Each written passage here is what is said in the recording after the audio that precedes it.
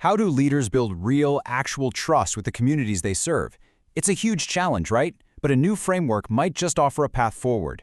In this explainer, we're diving into a guidebook from the Texas Progressive Policy Institute that lays out a super detailed model for authentic community engagement.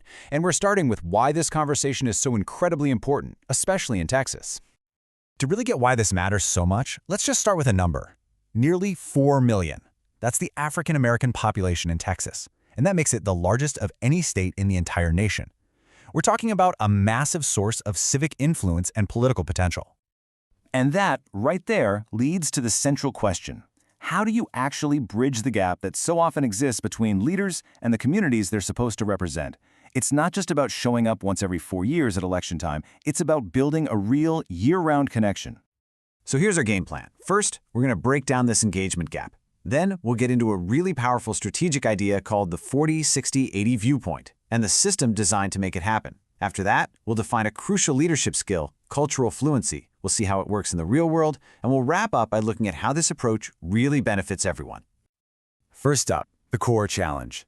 The guidebook argues that there's a real weak spot in how leaders connect with African American communities. And look, it's not about bad intentions. It's more about a lack of the right tools and understanding. And that creates this persistent gap in trust and communication. So what does this gap actually look like on the ground? Well, a lot of times it's a limited understanding of cultural dynamics. Or, a presence that just kind of vanishes after Election Day. It's not having any formal ways to just listen, relying on assumptions instead of data, and this is a big one, a fear of saying the wrong thing, which often just stops any real engagement from happening at all. To fix this, the guidebook lays out a strategic shift in thinking, something it calls the 40-60-80 viewpoint. And this isn't just feel-good outreach. It's a data-driven path to building stable, winning political coalitions. Now, this is where it gets really interesting. Look at the math here. The model shows that in competitive districts, if you can earn 80% or higher support from African American voters, that creates a powerful anchor. You combine that with, say, 60% from other communities and 40% from white voters, and suddenly you've built a durable, winning coalition that's way less vulnerable to swings in just one group. It completely reframes engagement as foundational math for political stability. So here's the bottom line. It's all about building a reliable foundation of support. By genuinely engaging a committed base, leaders become way less dependent on just chasing those unpredictable swing voting patterns. You're shifting from short-term tactics to long-term relationships. Okay, so a powerful strategy is one thing, but how do you turn it into something that actually works in the real world? The guidebook we're looking at breaks down a system developed by the Texas Progressive Policy Institute for African American Engagement, or TPPI, and it's designed to do exactly that. The model itself is really thought of as a bridge. It's an approach that blends cultural insight with solid policy analysis, all to close that engagement gap we've been talking about. The goal here isn't about trading influence, but about creating genuine mutual understanding.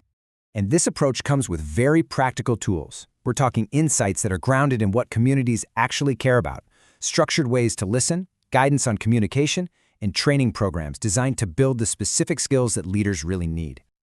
But this entire model, this whole thing, is really built on one core leadership skill, something the guidebook argues is learnable, practical, and frankly, absolutely essential for any modern leader. And that skill is cultural fluency. This definition is just brilliant. It's not some vague buzzword, right? It's a concrete ability to understand and communicate effectively across different experiences.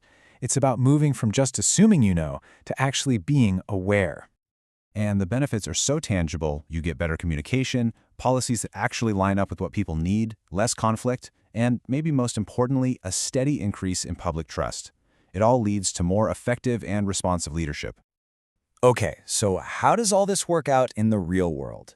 This is where the model gets super specific, tackling common concerns and showing how the approach can be tailored to totally different environments. Now, the guidebook is very clear on this point. Targeted engagement is not preferential treatment. It is responsible leadership. It's simply about meeting people where they are so you can gather accurate information. The argument is that strengthening one part of a district ultimately makes the entire district stronger. Let's look at a specific example.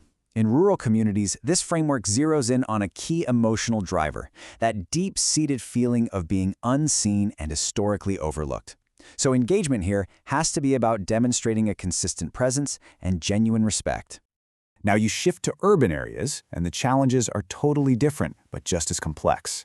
Here, cultural fluency means navigating tough issues like gentrification, economic displacement, and a deep, sometimes generational distrust of institutions. The approach has to be completely tailored to that specific context. So to help leaders build these skills, the model proposes something called a cultural fluency lab. Think of it as a structured, safe environment where you can explore, practice, ask those really tough questions, and reflect on your own personal biases. It's designed to replace that fear of miscommunication with informed confidence. And finally, the guidebook zooms all the way back out to make its most important point.